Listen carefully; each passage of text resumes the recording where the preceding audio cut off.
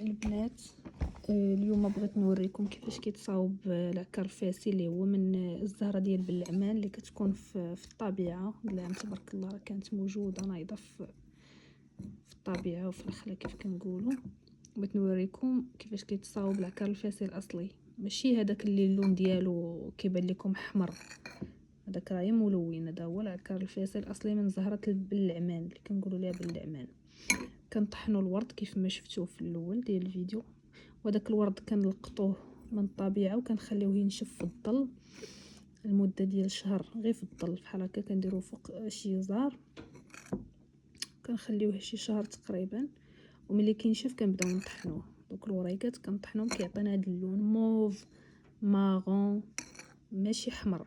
امتى كيولي حمر؟ حتى كنطحنوه ونصفوه في ليبه وكنديروه في الماء، عاد كيعطينا هذا اللون هذا اللي هو دم الغزال بالعمان الاصلي، اللي هو العكر الفاسي الاصلي.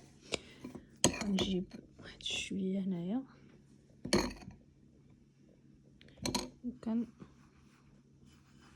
وفي شويه الخدمه.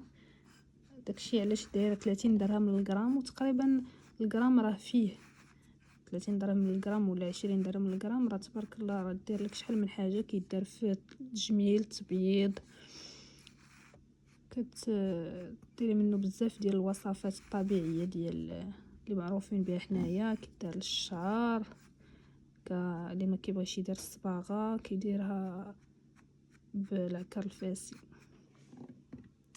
هادشي اللي كاينه البنات.